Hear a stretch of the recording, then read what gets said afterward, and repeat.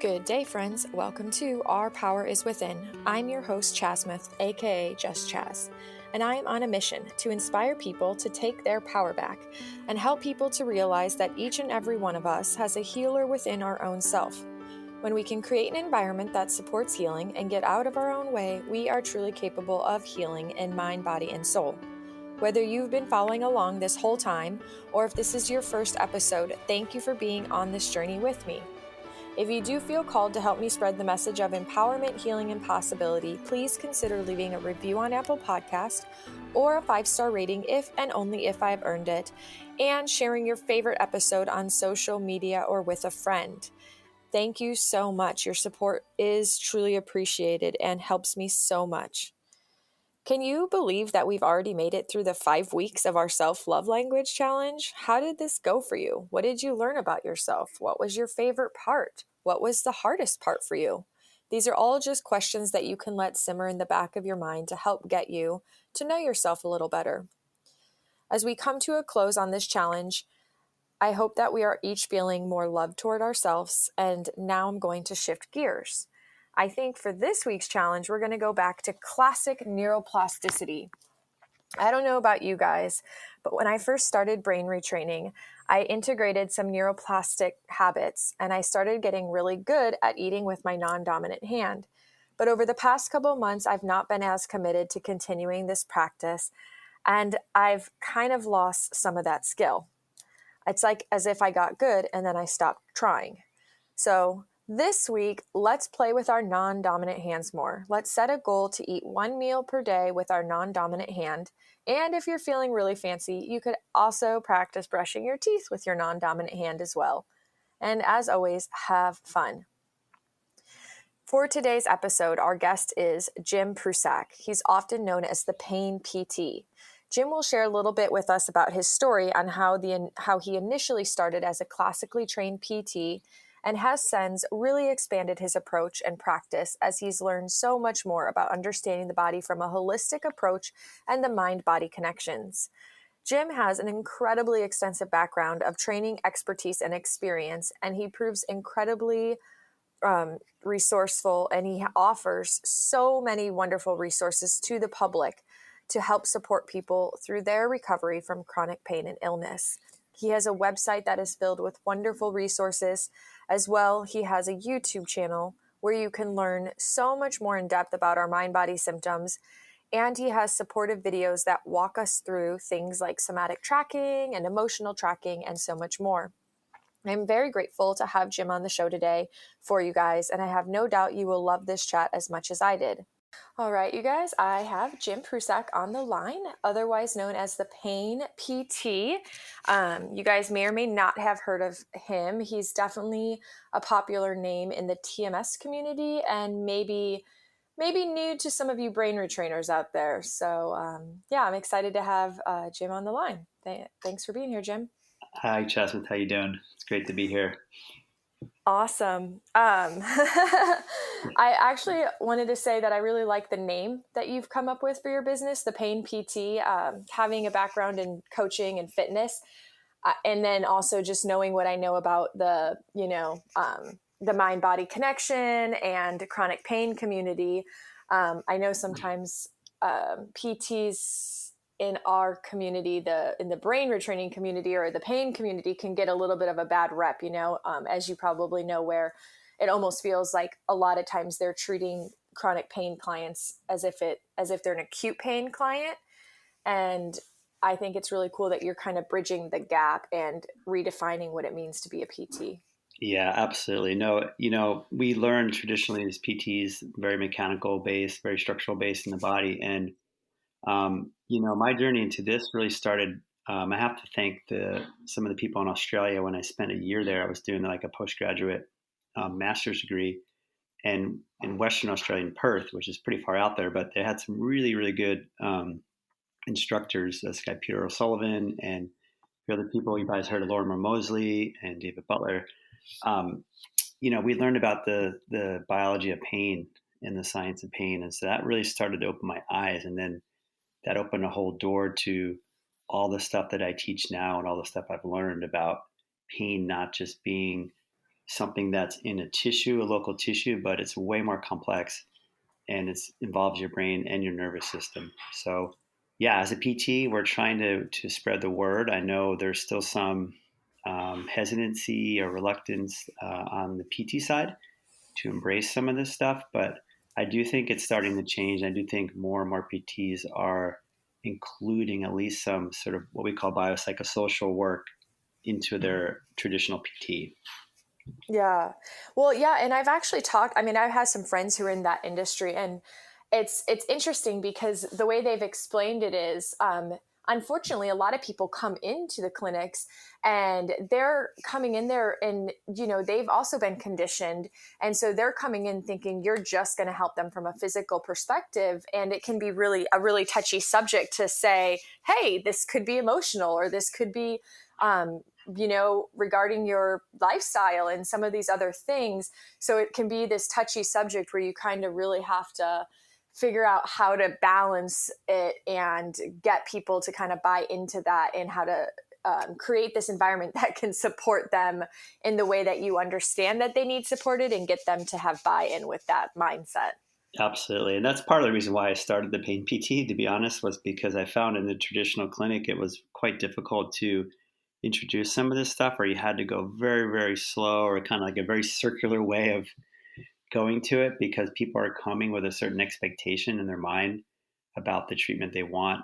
It's sort of like a Dr. Hanscom, if you've heard of him, or your listeners have heard of him. He wrote a book called Back in Control, a spinal surgeon.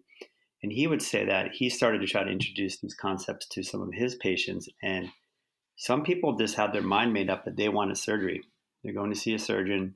They think he does surgery, and they just didn't want to hear it. So I've been contacted by other PTs as well, asking how can I, bring this work into what I do. And I said, you just have to drip it in. It's like a slow drip. So it's not as direct, and it's not quite as, I think it's a little more challenging, but the more we're doing it, the better results we're going to see. Yeah, that makes sense. And at this point now, okay, so when you first kind of went to school to become a PT and you were kind of entering into that realm, at that point in your career, did you ever imagine that you'd be where you're at today and looking at it from a completely different perspective? I didn't know, when I went to Emory University in Atlanta, and when I graduated, of course, you just kind of new to the PT world. I knew I wanted to do like orthopedics or sports medicine. And I went into private practice and an outpatient clinic, and I worked for many years, and I worked in workers' comp as well. So what I started to see was things didn't really start to make sense to me anymore. I was like, I'm learning all these manual therapy techniques. I'm learning all these tools. I'm applying them as I'm supposed to apply them. I'm learning all this stuff, and I'm like, why is it not working? Why, if this is supposed to help, let's say, your shoulder by doing the shoulder mobilization, why is their shoulder not getting better? And I just started to ask questions in my own mind. And I always had a very inquisitive mind. So I started just reading the research and looking at different things. And I started to just say, wow, there's a lot more out here than meets the eye. And I think it was the workers' comp area that really opened my eyes, because I started reading research around how stress can actually cause or sort of contribute to someone's injury at work if they're doing like a repetitive job. It was more about the stress than it was about the actual work they're doing. So that really opened my eyes. And then I was doing ergonomics for a while, and it's very structural based, in terms of your positioning and computer height and all this stuff. And I remember one time working with this guy, and I love to share this story because it's pretty funny. I was in a call center, and these people it would look like a Costco with like thousands of little like cubicles, basically. It's kind of a depressing place to be honest. But people were, I was walking around and I was making adjustments to people's workstations. And I was like, oh, you need to sit this way. You need to sit straight, pull your chair in, make sure your computer's eye level, blah, blah, blah, all this stuff. And I saw this one guy working, and I looked at him. I go, oh man, this guy's going to have like a ton of pain. He was what I call the low rider. He was like way down in his chair. His head was like against the back of his back support instead of his back being there. And if you can imagine, his arms were completely outstretched in front of him like somebody riding a motorcycle. And he was just like chilling in his chair working. And I'm like, this guy must have like a ton of neck pain or back pain. But when I went over to him and I started talking to him, I was like, hey man, how you doing? How's your workstation?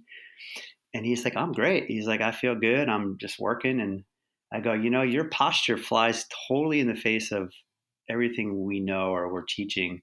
Yet he had no pain at all. Yet I saw many other people who were conceivably doing the right thing, but were actually just tight, tense, stressed, sitting too upright, stomach pulled in. Everything was too taut in their system. And those people were more apt to have problems, no matter how you changed their workstation. Or they had, when you started talking to them about their lives, they had stress at some capacity.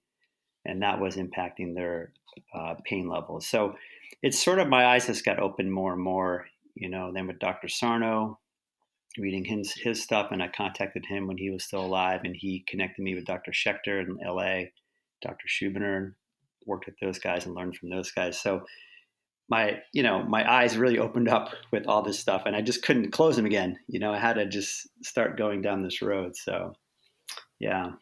Yeah, that makes sense. It's funny, as you were describing that story and that guy's posture, all I could think of as you were describing it was like, oh, he sounds like he's just comfortable, like chilling, like relaxed, like it sounded relaxed. And that would make sense why he might have been the one who didn't have the pain. Absolutely. Absolutely. And, you just don't, when you're trained a certain way, I can't blame doctors and stuff, because we're trained, even as physical therapists, because we're literally trained a certain way. Yeah. And we're trained to look for things, and so it's no one's fault. I mean, it's going to change slowly, but the educational system has to include more of this stuff for us to really get a handle. And I will say, what's really interesting with the work I do now is that when I get someone's history, it is completely fascinating. It blows my mind when I ask somebody, what happened to you? I want to know their story. What happened to you? How did it happen? How long has it been? And almost every time now, and probably because I'm working in the chronic pain world, mostly in chronic symptoms, there typically is not any type of physical cause to the problem when I get the history, or it's been so long that it makes zero sense that the pain would still be there. Right. Yeah. So, Like the person who's yeah, like 45 years old and they still say they have like a bad shoulder, but it was from like an injury when they were 16. And you're like, that was so long ago. It yeah, shouldn't hurt and anymore. it doesn't make sense. And so, but even so, our like what people believe is so strong in terms of the structural world that they can only think there has to be a physical cause to a physical pain or physical Right. problem, and it's so ingrained. And I say, hey, how does I even ask people? Does that make sense to you that you woke up one day and you blame yourself sleeping in your bed for the pain? How many nights have you slept in that same bed with no pain? And then you start to ask questions about like, hey, okay, well, what was going on around that time in your life? Was there things happening? Was there some type of stress? And almost always there's something there. And there's usually something pretty significant or multiple stresses at the time that would have created an environment in their body to produce the pain. So when you get the history, it just light bulbs really go off. And to me now, I'm like always like, my God, how does nobody ask these questions? How does no doctor just say, hey, what was happening around the time of the injury? I'm not hearing any type of physical injury, but there may be some type of mental and emotional stress that was happening. Right. Yeah, 100%. So you were mentioning some different you've mentioned several different names of people you've learned from and connected with and worked beside. And as I was kind of reading your bio, I kind of noticed that you have a fairly impressive resume. I mean, you have a really diverse background of training and experience and people that you've gotten to train with beside, and you've also experienced a multitude of different types of healing modalities over the years. So, but something that you mentioned that really stood out and resonated with me, I wanted to actually really quick read it for the listeners. And you had said something along the lines of, despite traveling around the world and learning experientially endless amounts of healing modalities and tactics, you concluded, in quotations, it was not the technique that mattered. It was what happened in myself or the patient that mattered. That was the one commonality in all of this. There are thousands of treatments out there, but there is only one result that happens in people when they feel better. Simply the brain and body relax. The brain shifts to a more calm state. The nervous system moves into a parasympathetic mode. People feel supported and safe, and their bodies shift as a result. The healing journey is more about unwinding and letting go.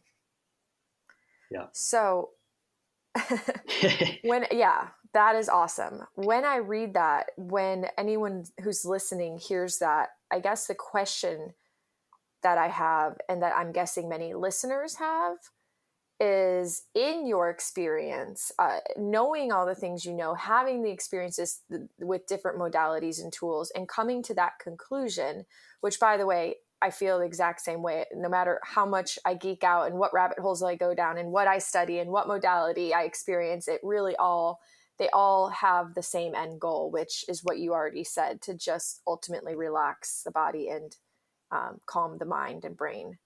Absolutely. So what are some, like, I guess, what is, when you're looking at different people and you're connecting with people and you're doing consultations, what are some of the ways that you assess what would work for one person versus somebody else to help them find that inner calm, to help them get to that calm brain state and that parasympathetic nervous system state? That's a great question. Because there isn't always one, everybody's individual, and you do have to get their story, their history, their personality, who they are. And so when I'm taking a history, I'm listening really just to pick up pieces of information about the person. And so sometimes, ultimately, let me go back to what you just said about that quote, because it really does come back to the brain and nervous system, because that's the centralized system for all of us. And obviously there's different ways to work with it to get results. That's why people say, well, this helped me and that helped me, and there's different things, but it all works in the same way. So unless there's like a localized injury in your tissue, like a muscle injury, ligament, a joint injury, nerve injury, those things have healing time frames in the body, and they get better unless the damage is very severe. But past that, we have to look at the commonality of the brain and nervous system, because it controls all the systems of the body. And that's why we have so many different multitudes of symptoms that can arise from it. And we can enter that portal in different ways. So when I'm working with somebody, I like to simply break this down into 3 categories, which is mental, emotional, and physical. And so the first thing I'm doing is looking to rule out any type of physical component, structural component that might be going on, that or might be causing the problem. And once we do that, I really want to get people to shift away from that, because the symptoms, the physical symptoms, are just the symptoms. They're not the cause. And so it's really important to make a distinction between those two things, because as you probably know, and I know from my own pains, our mind can totally go to the physical symptoms and fixate on them. And we get stuck there. And so we want to move to the cause. If the cause isn't physical, then I start looking at the mental, emotional categories. And I will look at around the time of when something happened to somebody, was there some type of emotional stress or stressor that was going on at that time in that person's life? Look at that first, and then maybe even go back further. Okay, in your childhood or how you grew up, did you have adverse events? Did you have any trauma that would have impacted your brain and nervous system, which would affect you potentially now? Did you take any hits to your nervous system, which could be panic attacks, anxiety, different traumatic events that get stored in your brain and then reflect in your body? So I'm looking for the emotional category. I'm looking also to see how the person deals with their emotions, because as we know with what we call TMS, which Dr. Sarno coined, tension myositis syndrome, emotions play a big role in physical problems, especially when they're not acknowledged or expressed. They come out in the body physically a lot of times. There's a term called alexithymia, which has been studied a lot, but nobody's ever really heard of. And that's when people have an inability to put words or to express their emotional feelings, and they end up with somatic symptoms called somatization. So they get somatic symptoms instead of emotions. And so this is a big piece of the puzzle for a lot of people where they haven't been able to acknowledge or feel or process their emotions. So it comes out in your body through a physical pathway. Anxiety does that a lot with people with physical symptoms, as do the other emotions like anger and even grief and sadness. So I'm looking at that component. That's the emotional component. And then I'm looking also at the mental component. Okay, so that's like, let's say you had a physical injury, or you had, like, say, what I would call an emotional injury or emotional stress that maybe caused the problem, and then the physical problem had not resolved itself. I mean, it became chronic, so it went on for a period of time. At that point, I want to know, how is the person mentally handling these symptoms? I want to know what they're thinking about it. Are they a worrier? Do they catastrophize? Do they ruminate? Are they hypervigilant? Are they doing fear avoidance, meaning they're not engaging in activities anymore because of the symptoms? So this is a mental component. So people that are high anxiety, or they tend to worry a lot about things, that can also keep the symptoms going on the back end. So on the front end, I'm looking for stress. On the back end, I'm looking for their own mind, their internal stressors from their own brain that could potentially keep these symptoms alive. And there's good research on that too, to show that catastrophizing and worrying actually make the pain worse or continue the pain. There's a good study about knee replacements, which I love to talk about, because they literally take out an arthritic knee and put in a brand new knee. So there shouldn't be any pain there after the surgery. But what they found were people who catastrophize and worry, they still had pain after the knee surgery, after the knee replacement. So it shows the power of the brain and the power of worry and catastrophizing. So long story short, yeah, I'm looking at all these components in the person. Looking at their personality traits too. If they're really hard on themselves, they put pressure on themselves, they're people pleasers. They're basically not able to relax. They're rushing around. I'm looking for all these little components that could play into the brain and nervous system, essentially, to put it into that fight, flight, or freeze state where people can end up living in, basically, and then staying in pain. That's a lot. Yeah, there's a lot tied up in that little nutshell there.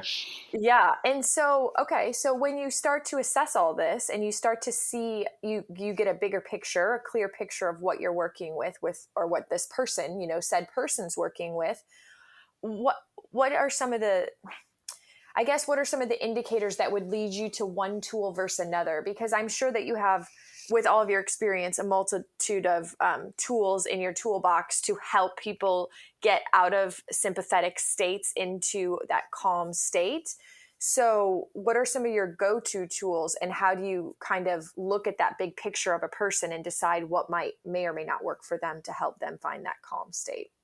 Yeah. So I'm looking at, again, how they deal with their emotions. So I might be working with them on the emotional category in terms of being able to feel feelings more and practice what's called affect tolerance, which is this ability to tolerate uncomfortable emotions. And so a lot of times when people get high level emotions, the system shuts down or can't handle it. So it goes into physical pathway, or they've learned maybe not to express or feel, let's say, anger, or they can't tolerate anxiety very well. So it just moves into that physical pathway. So I'm trying to get people to really learn how to feel and engage and express and acknowledge their emotional feelings instead of focusing on the physical symptoms. So that's the emotional category.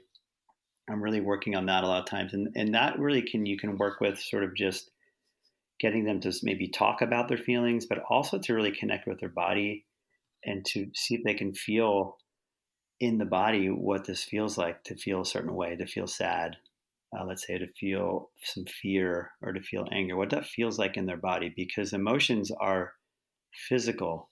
They're physical expressions first, and then we put a word to it, right? So we put a word like anger to that feeling. But before the word, anger is an actual physical feeling in your body that represents anger. So we're looking at that. I'm looking to connect people to their bodies more and to be able to connect to their feelings more. So that's an important piece if that's missing for that person.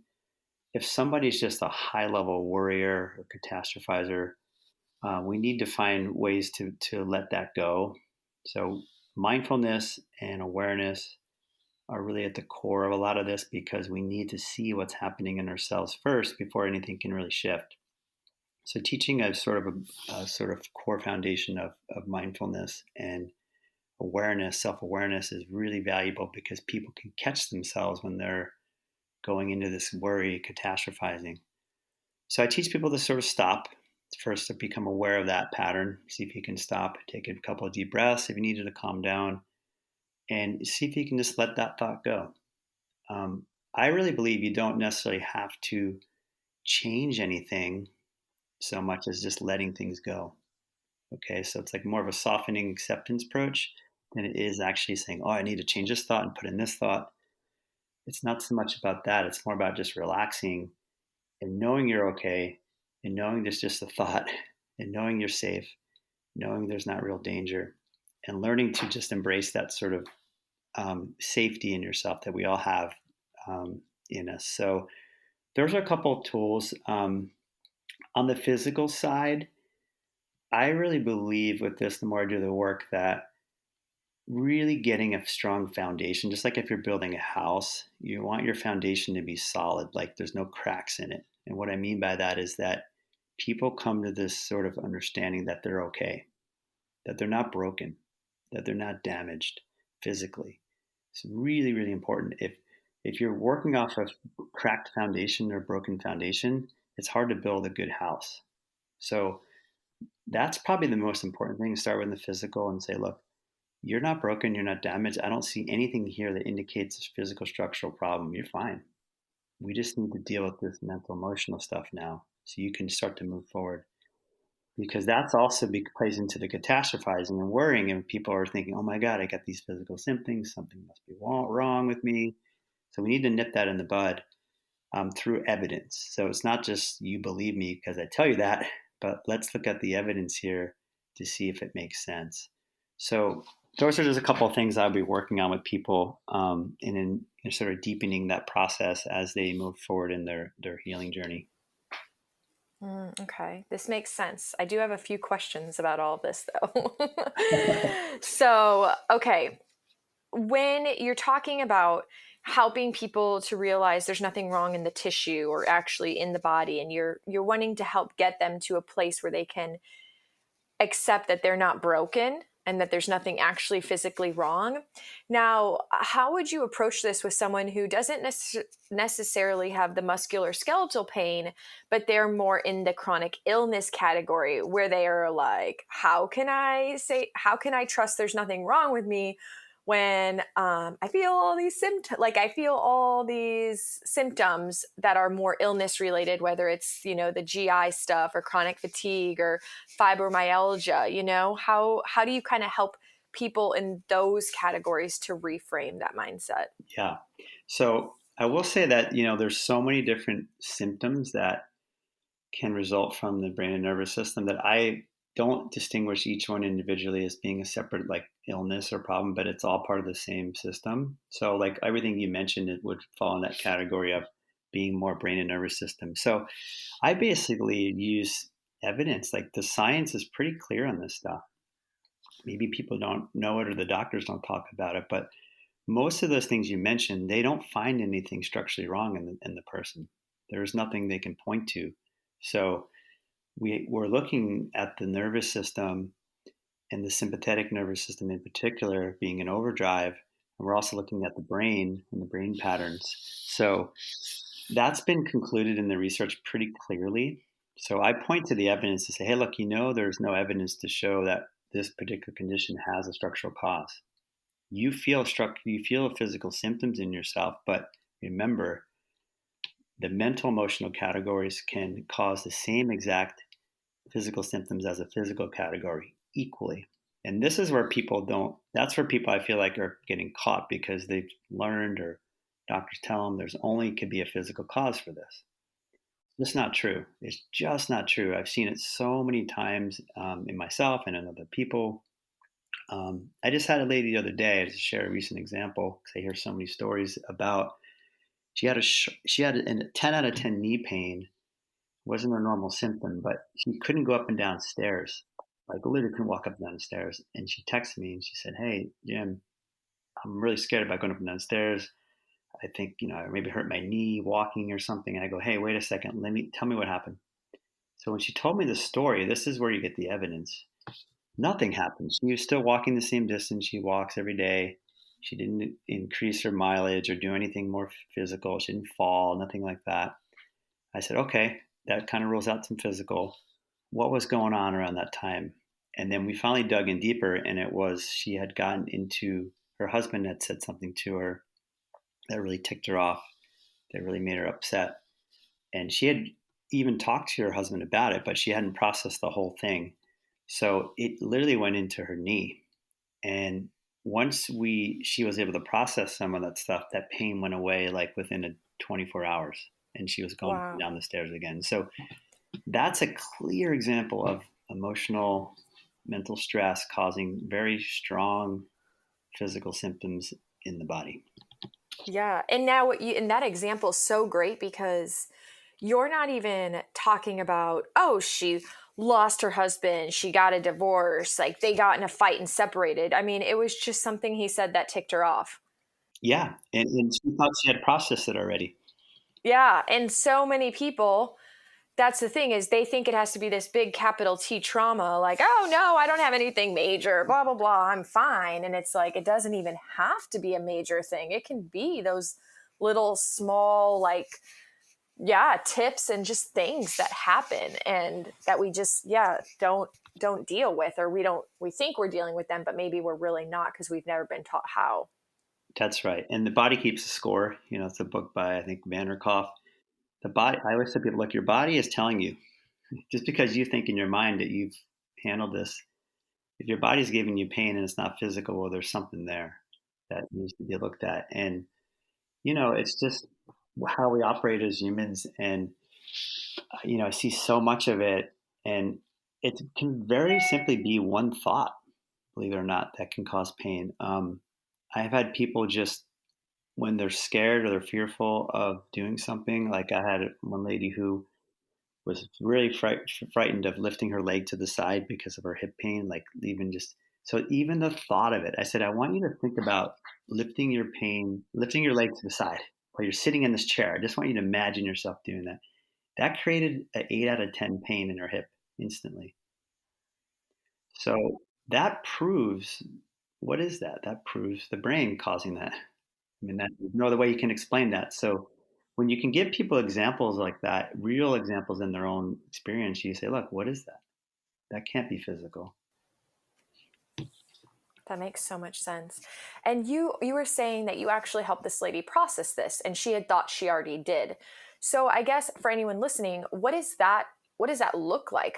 What is a way that we would process something or need to process something that maybe we aren't even aware we're not processing? Yeah. So for her, she actually did a lot of it on her own, because I had just sent her a text and I said, hey, I want you to forget about the physical symptoms. I said, to me, this is not a physical cause, so don't worry about it. I want you to keep going up and down the stairs, but I want you to take some time to contemplate, what happened between you and your husband. Either journal about it. I want you to sit with your true thoughts and feelings about it. So essentially what we're trying to do is have the person really in their mind or in journaling confront what it is, like to look it in the eye and say, well, when you think about what happened, what does it bring up? What are your true thoughts and feelings around this? And I want you to just let them percolate, let yourself acknowledge those things. You can do that in your own mind just by thinking about it, seeing what comes up. You can do it through journaling. Those are two ways to do that. You can do it through expression of talking to somebody about it. So we're just looking for some type of expression, I guess that's the word, of something that hasn't been acknowledged and expressed on an emotional, mental level. Okay.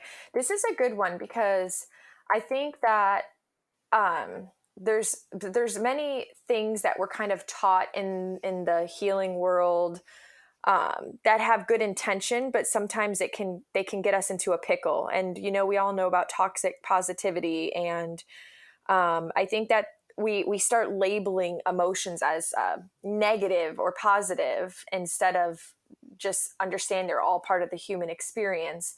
And I know there's a lot of fear that can come up around feelings or processing things. So, husband upsets me.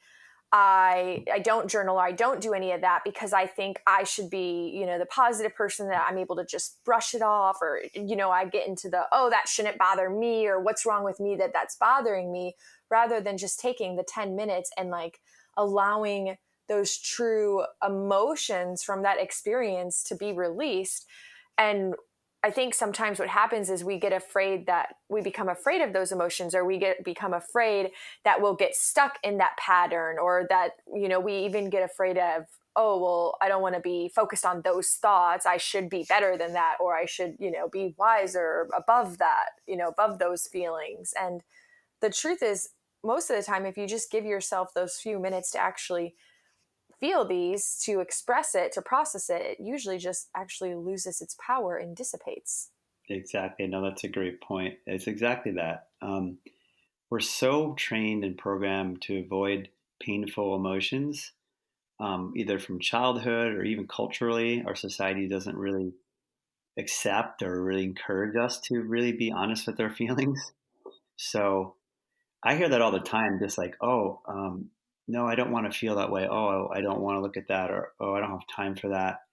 Um, what that is suppression or repression.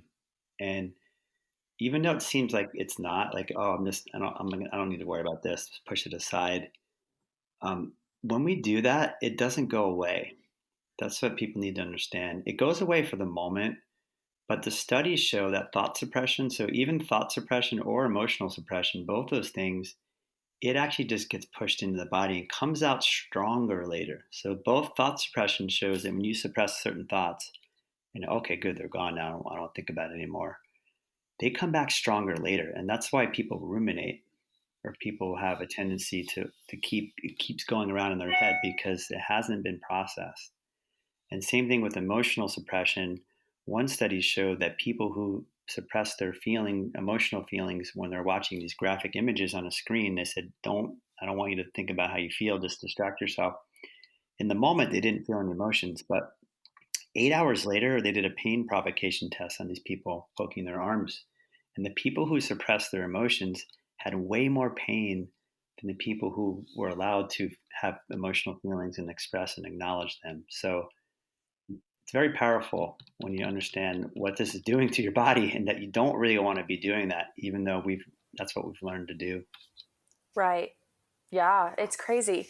So what about, what's your thoughts on this? I know there's people who, they're like, no, I feel my feelings. I cry, do you think that there could be people who are able to cry, but still on some level repressing emotions? Yeah, I think so. Some people, like, I think the key, like, is to basically have an awareness of your emotions, which means that you're not the emotion. So this goes into this awareness again of mindfulness. Like if you're aware of your emotion, it means you're conscious of it, right? It means you're separated from, just some separation between you and your emotion. If you're in your emotion, like blind rage, they talk about somebody who like blows up on the freeway, and just that person goes unconscious, right? Mm-hmm. Or possibly even in crying, they're just hysterical. They've gone unconscious, or they're just looping around a thought, and they're just recreating the same feeling over and over again. So not really processing it. They're actually just sometimes making it worse. Um, Mm-hmm. so yeah, you're right. It can be that they're not actually processing the emotion. So having some awareness of the feelings, it's like sort of like watching yourself versus being in the middle of your own movie. It's like watching your movie of yourself versus being in the movie. It's very different. If you're in a horror movie and you're in it, it's very different than if you're watching it from your sofa. Yeah. Yeah. 100%. Yeah. And I think, um, you might be able to, agree or disagree with this, but wouldn't it be common too that some people are better at feeling certain emotions than others. So maybe I am not as afraid of sadness, but I don't know how to be angry or allow myself to feel anger. So a lot of times we hide behind an emotion that we've become accustomed to, but we're not actually dealing with the root emotion. Absolutely. That's another great point. Yeah. Yeah, you see that too. So sometimes people they start crying and they feel sad, but actually when I hear their story, I'm like, don't you think you should be angry about this? Right. And they're not able to connect with anger. Or sometimes what happens with anger is a big one. It's sandwiched between fear and sadness, or anxiety and sadness. So either one of those can cover up anger, sadness, or anxiety. So a lot of people should be feeling angry when you hear the story, but they get anxious. They're scared around anger because of what anger represents. Either their parents were angry and they didn't like it, they got scared as a kid, or they're scared if they express their anger, it's going to lead to something that's not desirable. So anxiety can be a cover for anger. Sadness can be a cover. It can move around, so you can disguise itself, like you said. You have to Yeah. really pick through it and see for that particular person. Right. Totally. Something you also were talking about earlier for kind of helping people into this calm state is you were saying to to actually notice the feelings in the body, to not only know what the emotion is, but to notice the feelings in the body and to like learn to be with that. And I feel like that's like a little bit about what we're doing when we do the somatic tracking that you help guide people through, where you're just being with whatever feelings or sensations or symptoms are showing up in your body and teaching your brain and nervous system that these are actually safe and okay rather than distracting yourself from them.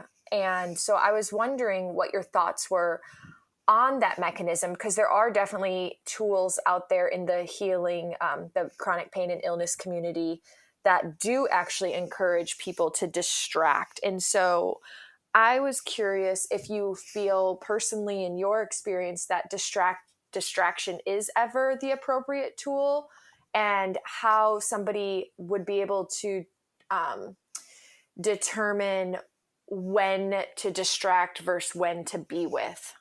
Yeah, another great question. Yeah, they're both important because if you think about it, like if there's nothing wrong with the person with their physical symptoms, um, I don't want the person focusing on the physical symptoms, right? Like, why would you focus on it too much if there's nothing wrong with you? Like, because one of the things about, and it brings up a great point because somatic tracking is really good to reduce fear around your physical symptoms when you can connect with it and be all right with it. But it's a fine line because a lot of people in chronic pain also have what's called hypervigilance. And there's this sort of over focus on their physical symptoms or on their body. And that can come from trauma or because they've had pain for a long time. Their brain just connects with that area of their body very easily and quickly. And what we know is that you have a map in your brain of your body. So that's how, like, let's say you know where your foot is right now because your brain has a map of your body. And the area of your brain that's associated with the area of your pain, if it's become chronic, that area of the brain like gets larger. So there's actually a stronger sort of connection there. So when people are connecting to their physical symptoms, a lot of times there's a negative association or there's a strong connection. And so we want to break that. So we don't want people over focusing on the symptoms. Outside of, like, say somatic tracking, I tell people I don't want you to focus on your symptoms. I want you to just live your life. I want you to focus on the mental, emotional aspects. And if you do notice your physical symptoms, you're just letting them go because they're just symptoms. And if you move into that, you're going to get stuck.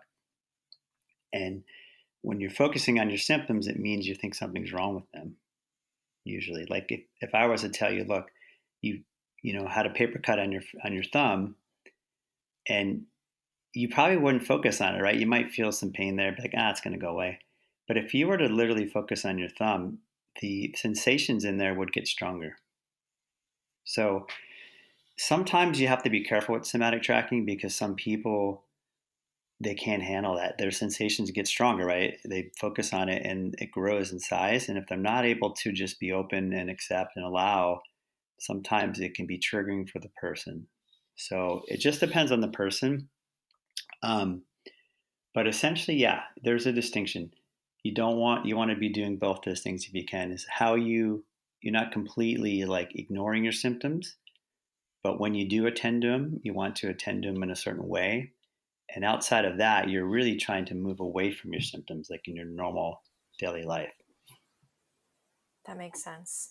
Yeah, I'm glad you brought the hypervigilance, because something I know I've learned in my own personal experience too was that initially, if you are experiencing this hypervigilance, that's going to be a great time to break that brain connection to the symptoms and to distract and reframe. And then as you get to this place where the hypervigilance subsides, it might be a little easier to now step into the somatic tracking without it being triggering.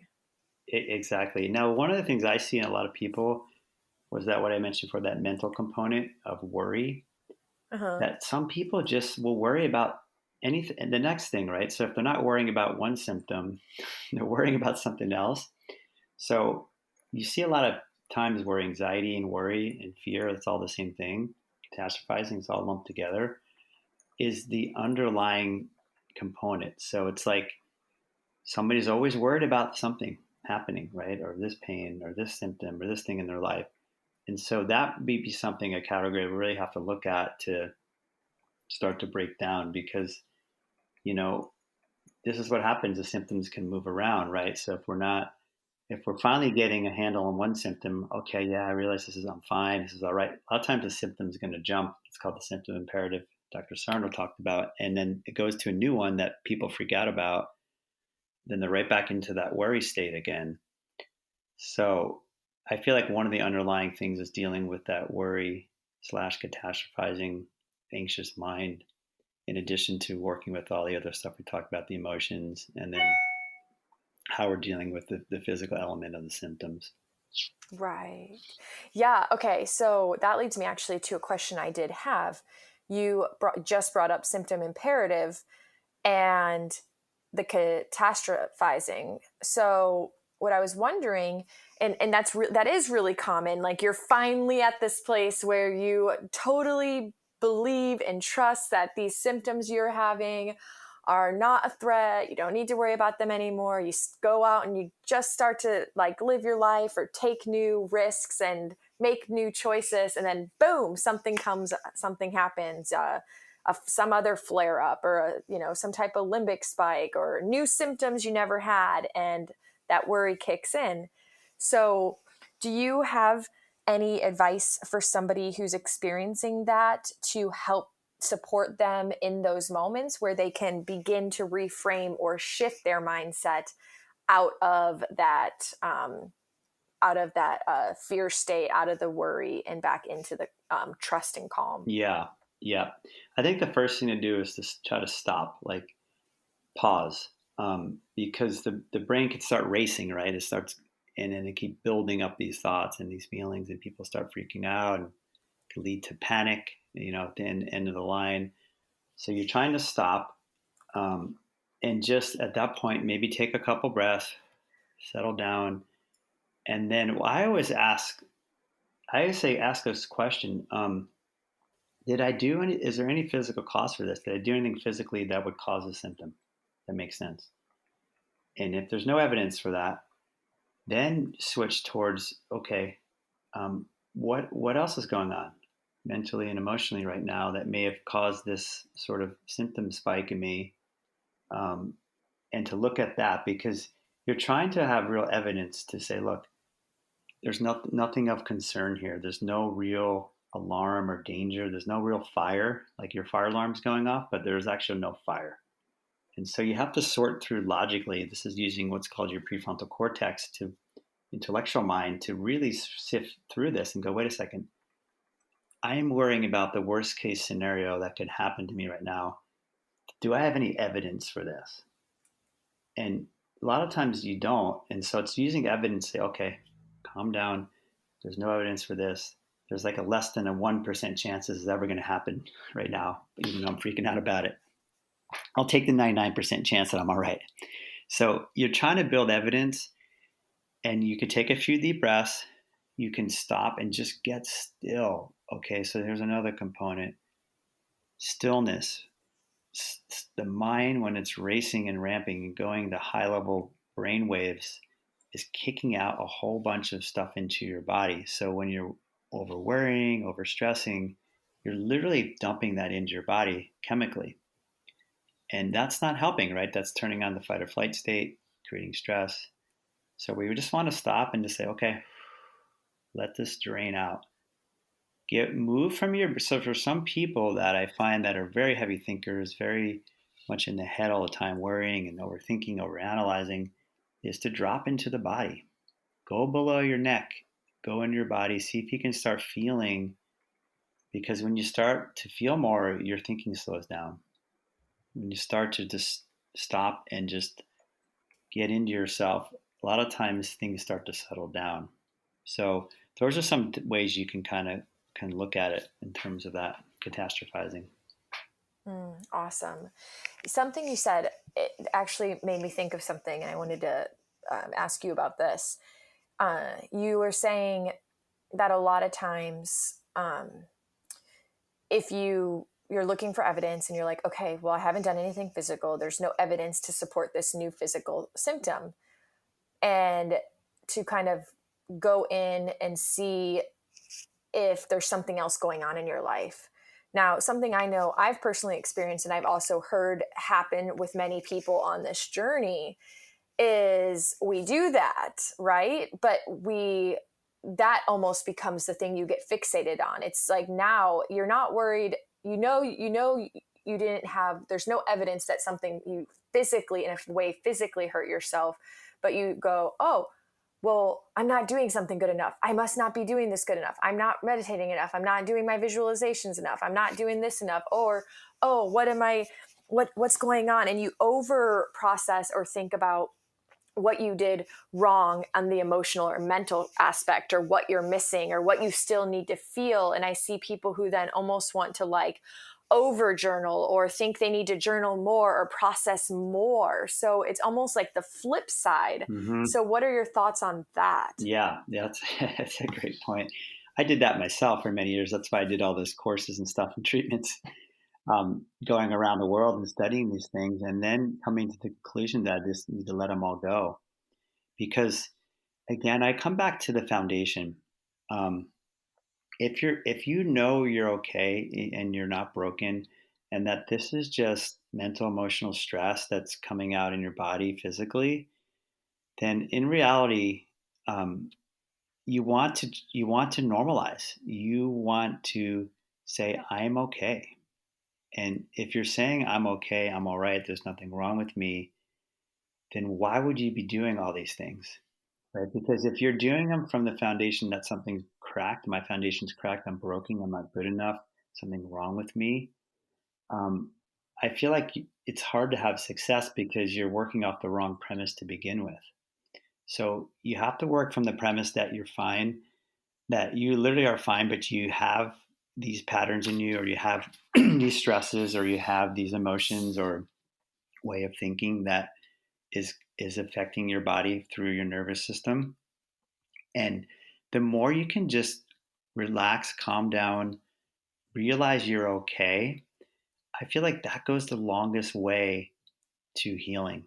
And that's how Dr. Sarno, or people would read his books, or I hear stories from people all the time where finally they were convinced that they were okay, and they felt, then they got better. So that's the first thing.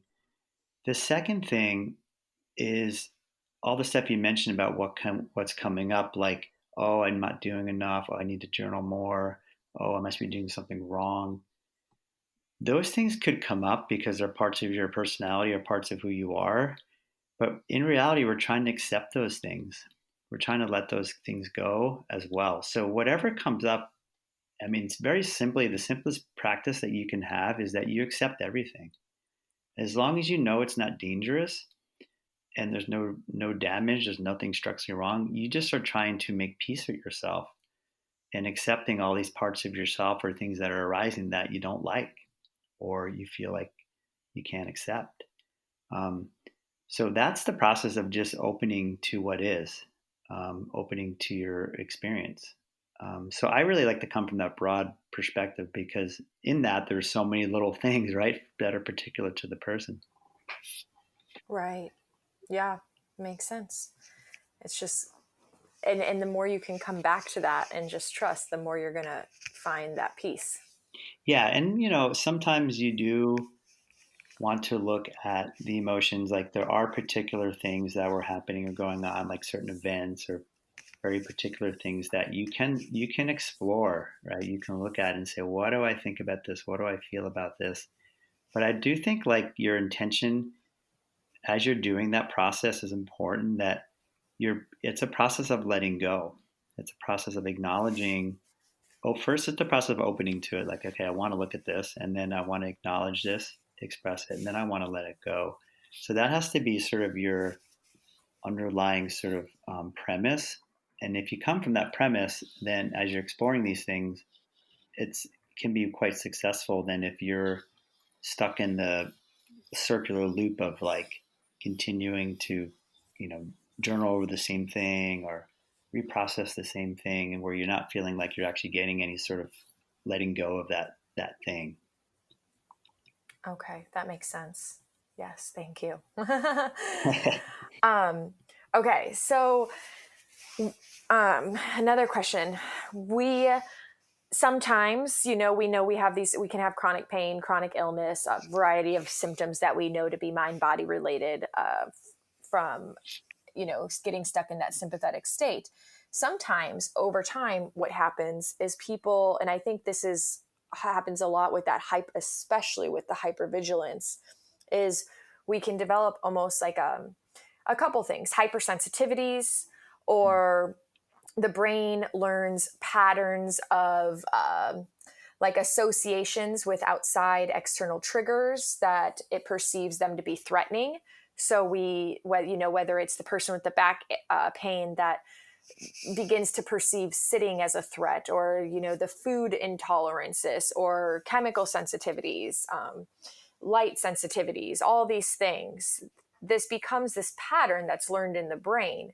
In your experience, do you see these just slowly dissipate as somebody really is able to sustain that parasympathetic state? Or do you still see that these are some of the things that we actually really need to train in some regard around, and kind of reprogram our brain to create that positive new association? Yeah, I think both actually. Um, Okay. you're trying to move towards the parasympathetic state. The studies show like that's the one commonality amongst the many different chronic conditions like IBS, fibromyalgia, chronic fatigue, is what they found across all these conditions essentially is that there was an inability to sustain the parasympathetic nervous system state, which essentially means that people were in fight or flight sympathetic state for periods of time.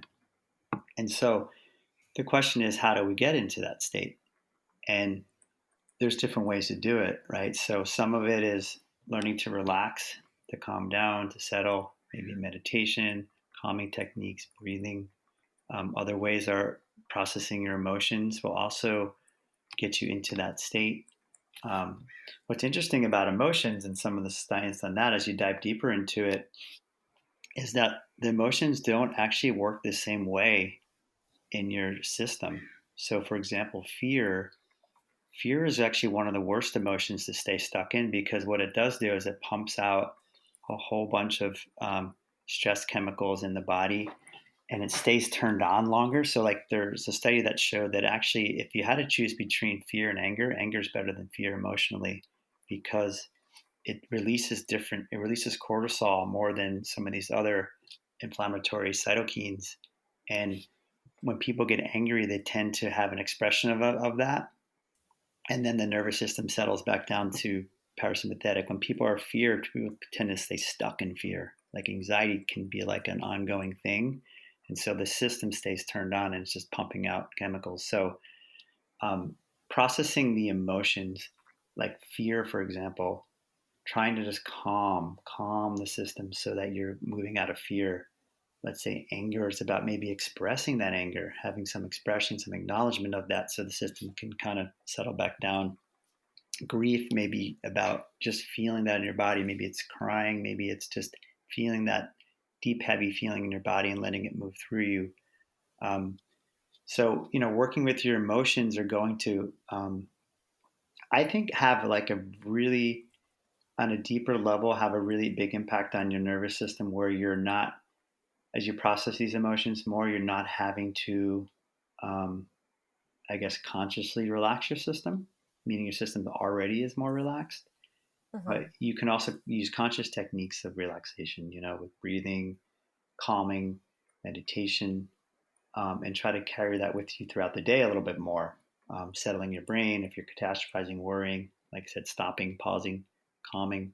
So you're all heading towards that system that is trying to settle down.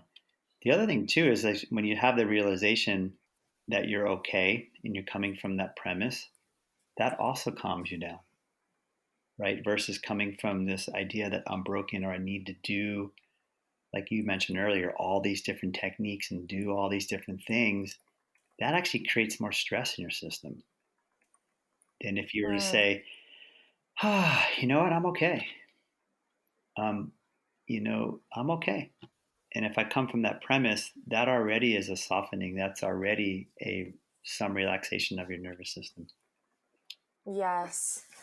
Yes, that's so true. And I know I've personally experienced that so many times. I know I've definitely in my past been that type A, and then that transfers into, it's like one thing to the next. So it transfers into your healing journey of doing more, doing more, doing more, and then realizing when you can just give yourself permission to like be okay with just not doing the more. Like, oh, you know what? Actually, I'm allowed to, like, it's okay if I just want to sit here and relax today and enjoy, whatever it is that makes you happy. Like, I just want to lay here and read this book. I don't need to go do all these healing exercises right now because this feels really good and relaxing. 100%. Yeah. 100%. I mean, it can take it like it can take something too much of a good thing, right? Or you can take it too far. I certainly did that as well in my journey, and I think that's very common. And it's part of the journey. And also, what I'll say about that is that you have to have self compassion for yourself. Because some people say, "Oh, and I wasted all this time, all this money, and trying too hard, and I shouldn't have done that." So then they start getting self-critical, and that's just another component to driving stress back into the system, right? So we're trying on Right. all avenues, trying to, and get this parasympathetic nervous system going. So we have to look at all these different ways that it's being sabotaged, or we're not actually entering that system. Right. That makes sense. Okay. Now, here's an interesting question.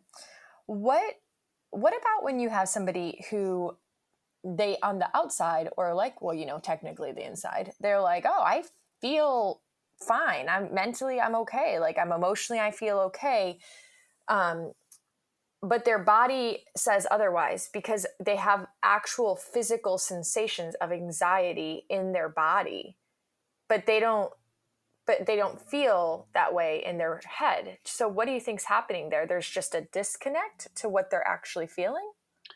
Yeah, well, one of the things I think that happens here is that, and this is basically TMS or mind body syndrome, is that people are feeling emotions somatically.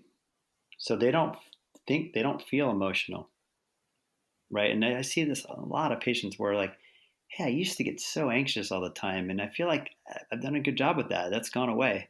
But now I got this back pain, or now I got this stomach issue or migraine.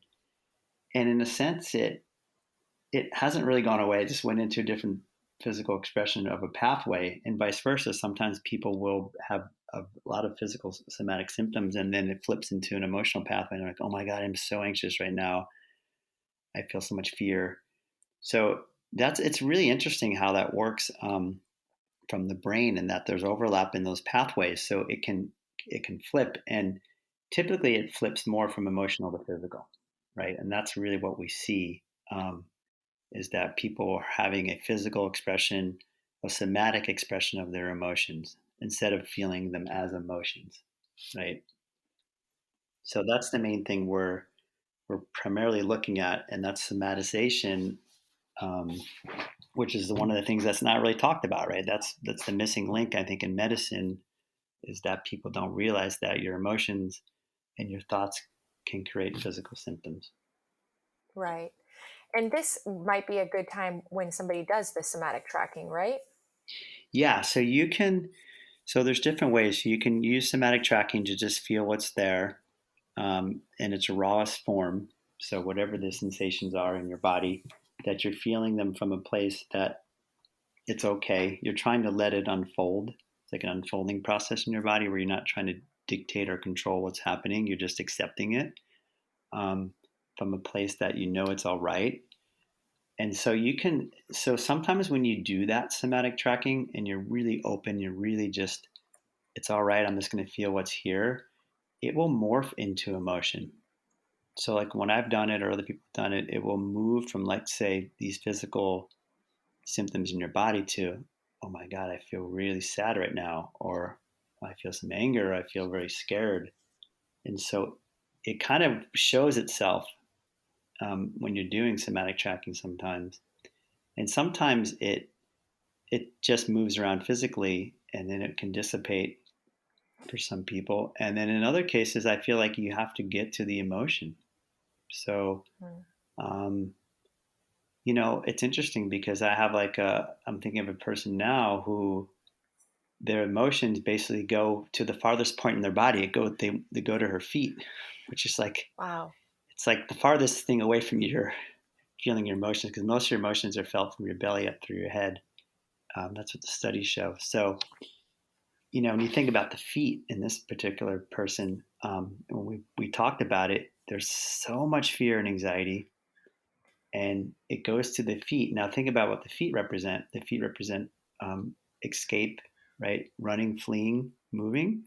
So it's interesting that, fear and anxiety, which is flight or flee, goes to the feet, which is about escaping, getting out of here. Right? And she can't stand still. So she feels like she's got to keep moving, or she can't stand on her own 2 feet. So it's really interesting when you delve into some of these things and look at them. But for her case, like, we can do somatic tracking, and it will start to move up her body a lot of times, and she'll experience, like, what's cool about somatic tracking too, and if you told this to somebody, they'd think you're crazy, is that it can change forms in the middle of 10 minutes to all these different physical symptoms, which you're like, how the heck does that happen? Like, for this particular lady, honestly, it will go from her feet to all of a sudden she feels so sick that she's going to throw up, to a migraine, to a left arm numbness, to a stomach ache, all within 15 minutes. Wow. And it's just moving around. And, if you look at that, you go, how is that possible? Well, the only reason it's possible is through your nervous system. So it's another piece of evidence to show that this is from your nervous system, not from a structural thing, because it wouldn't move around like that. So yeah, so there's different ways to look at it. So somatic tracking is definitely one of them. That is so crazy. Yeah, I don't know if you've ever Wow. experienced that yourself when you've done somatic No. tracking. No. Mm-mm. Yeah, some people really, I feel like, have that ability, or just natural sort of ability to tune in and just open up. What I'll tell you, or tell the listeners, is the more you can just open up to what you're experiencing. So, like, when you're doing somatic tracking, you don't want to fixate on the body part in particular. So you want a broad awareness. So it's like you're just aware, like you're can be as open as you can, like, meaning you're the sky basically. Because the more open you are, the more space there is for things to move around. If you're focused on, let's say, your right hip, you're locking the symptom in there. And that's why I tell people, Mm. don't focus on the symptoms, because you're literally locking it in there with your brain. Your world is your Right. hip. Now your world becomes your hip because that's your focus. So broad awareness allows energy to move into that space. So Mm. it's really important that you keep a broad awareness when you're doing this somatic tracking. That makes so much sense. Yeah, in my experience, I generally use it When I have sensations that I notice I have fear around. So if sensations show up and my mind goes into that fear state of, oh, this is not good, this is bad for me, this is going to hinder my, my recovery, that's when I usually take myself into my room and lay down, and I do that because I find that what it really does more than anything is it calms the fear state. Yeah. Yeah. That's right. That's the main purpose of it. I think when it was started was to calm the fear state. It's also just to let that energy move through you. So a lot of times energy or in your body, what a lot of times pain is electricity actually, or chemicals trapped in a certain part of your body. And as you relax your body, that's why it starts to move around, because you're relaxing your tissue. And so the energy can move. Or if you're thinking of Eastern medicine, it can move through your meridians. It can move around to different parts of your body. And that's a good sign. It means you're opening, it means you're relaxing a bit. That makes a lot of sense. At the end of the day, when we're talking about all of this, with the nervous system being stuck in a state of fight or flight, and wanting, to get out of that sympathetic state, a lot of times what's happening is at an unconscious level, there's a lack of safety, a lack of feeling safe. And yet somebody can consciously feel safe. Do you have any suggestions for somebody who wants to help their unconscious catch up to their conscious mind? Yeah, that's a great point. Yeah, I think you have to start with your conscious mind, unfortunately, because your unconscious mind, your limbic brain, essentially, is basically it's an accumulation of your life.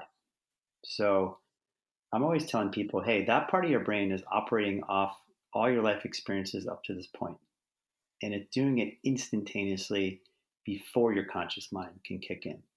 So it's like a computer program that's constantly analyzing what's happening around you, and if it suspects any type of danger, whether it's real or not, it can kick off stuff in your body as a warning sign, or it thinks there's something wrong.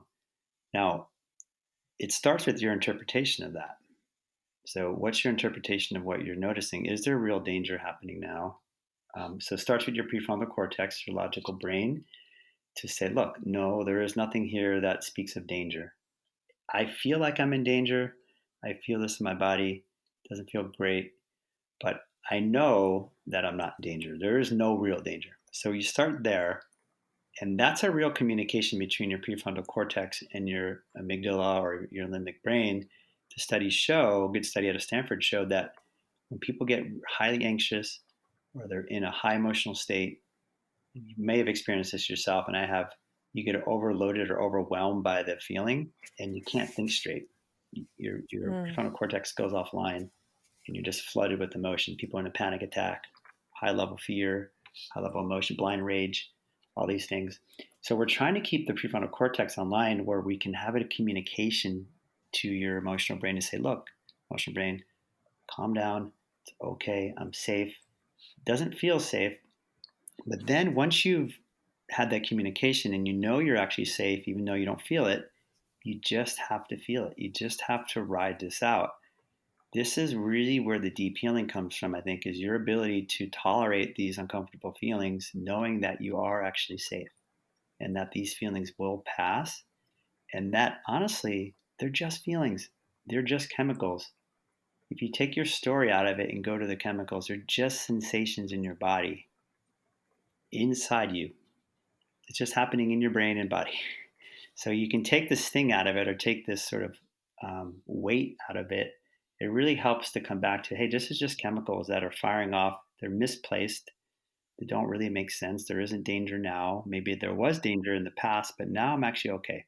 So that's how you can gradually teach your nervous system. You're teaching it to calm down. You're teaching it to normalize through your cortex, talking to it, and then through your acceptance and allowance of these emotions to arise. That makes sense. Yeah, just slowly over time. Slowly. Because we didn't get there overnight. Yeah, that's the thing too. That's a good point, because a lot of people want to be better yesterday, and It's unfortunate, and I think this is maybe a fault in our nervous system, our brain, but like if you get a hit to your nervous system, like a trauma, or you take a huge hit to it in some way, something happened to you, it is slow to recover. It just, it's quick to react and it gets stored in your brain, and then it may take time to unwind, right? So, like, I had to deal with a lot of anxiety in my own life as one of my main symptoms for years. And once I realized that my anxiety was fine, I didn't fear it anymore. I wasn't concerned by it. It really just started to drop off over time. And I still have it. I mean, but I don't really worry about it unless I'm in true danger. So it just slowly recedes the more you cannot be concerned by it. That makes sense. That makes a lot of sense. All of it. It seems like there's like a reoccurring theme, which is really just to not, to just know you're not in danger, to just constantly, slowly remind yourself that you don't have to worry about these things. You're not broken. And so if we can realize that all these symptoms, anxiety included, are just that, they're just symptoms, but they're not an indicator that we're in danger or something's wrong, then we can start to shift things slowly. You can start to shift things. And sometimes you can. That's where, like you had mentioned earlier about distraction, you can Hmm. take your focus off of it. So if it's so high level that it's really hard for you to hold the space for it with the right mindset that it's all right, meaning you're just getting overwhelmed, then redirect. Like, there's techniques that a lot of people know of, just like, feel your feet on the floor, look around in your environment, look at something else, think about something that makes you feel better, something that makes you feel safe. You can redirect your brain so that it doesn't get overloaded too much in those situations. Right. Absolutely. And the tools that we can use for that are endless. Right. Um, what, in your experience working with so many clients over the years, what actually tends to be people's biggest challenge in making this switch within their nervous system? Yeah. Goodness. Well, I think the biggest challenge is, God, I don't know if there's one challenge, but I think it's the first step of just basically believing that they're okay. Maybe that's not the biggest one, but that's the first one. And I think actually the bigger one, to be honest, is what we just talked about. Is many people understand intellectually and they know that they're okay, that this isn't physical, but they just haven't built this ability or capacity enough in their system yet to tolerate uncomfortable feelings. I think that's where the real work is, to be able to handle uncomfortable feelings and emotions from a place that you're okay and that you're safe. And the more you have the capacity to do that, it's called affect tolerance. Um, the more you can handle your emotions before they go into physical symptoms. So Mm. I just read a study just this morning. Actually, I was going to post it on my blog about IBS, and it looked at actually all the different categories of emotional regulation. And what they found was that the greatest one where people had difficulty in was what I just said, affect tolerance, which is your ability to tolerate uncomfortable emotions, whether it's fear, anger, sadness, to be able to handle those emotions. And, there's many reasons why we don't. Either we never learned to, or we've had trauma, or we've had experiences that were pretty intense. And so it's very hard to feel those emotions because it reminds us of those times. But again, if we can come back to this understanding that they're just feelings, they're just emotions, they're normal, they actually want to be felt, want to be processed. And if you can realize that, it's like, wow, okay, if I can feel these emotions and let them move through me, that's healing. I'm actually healing myself to do that. So it gives you an incentive to want to do that. Yeah, that's good. That makes sense. Yeah, because it's hard. We don't want to feel those feelings, right? I don't like those feelings either. But Right? I was going to say it makes sense, but it's also easier said than done. yeah, it's easier said than done. But again, so it is a brain science to it. Like, you're keeping your cortex in line. When you realize, look, I'm okay. I know it. I know it. There's something wrong with me. And when you can keep building your capacity to feel these feelings, that these feelings aren't dangerous, they're just feelings. They're just chemicals. What if I just told you your feeling is just a conglomeration of some type of chemicals in your body, and that's all it is? And then if you look around the room or where you are and you realize there's nothing happening here except these chemicals, I mean, all I have to do is just wait it out and the chemicals will be processed by my nervous system and taken up. Great. That's the fastest way for them to go away, is that you don't prime them. You don't add more of the same chemistry to your body. You're just stopping worry, fear, or whatever you're doing and just stopping and just saying, let me just let this settle out. That's the fastest way for that to go away. Right. Yeah. And it's hard because, I mean, a lot of people in this community, we didn't have this information at first. So we really got deep into that cycle, you know, of worry, fear, more symptoms, worry, fear, more symptoms, worry, fear, more symptoms. That's it. So that's it. We're lots of unwinding. Break that cycle. And you know what's so amazing about the work is that you just build this ability, you build this resiliency, and you build what they call this emotional intelligence. And you just become like more stronger as a person to be okay with your feelings, and to be able to share them or at least feel them or acknowledge them to yourself instead of pushing them aside or people pleasing or doing all the things that we do to just avoid these feelings. It's pretty amazing, actually, when I really think about it. Sometimes I'm like, it's so amazing. This whole thing is about our feelings and that we don't want to feel certain feelings. So we do all these things to avoid these feelings, a multitude of things to avoid activities, behaviors, action, whatever we do to numb them out, to avoid them. And all they are just these feelings that want to be. Right. Right. Like it seems so simple, yet it's so complicated. Oh my goodness. Okay. Well, I know we're getting close to the end of our time here. So I wanted to ask you one more question before we get into what you're up to and where people can connect with you.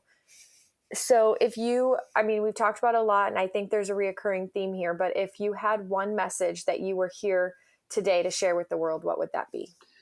The message is that when it comes to like TMS and this type of mind-body symptoms or somatic symptoms, that once you rule out the physical, I want people to know that you're actually all right, that you're okay. You have these brain and nervous system patterns happening, but you're fine.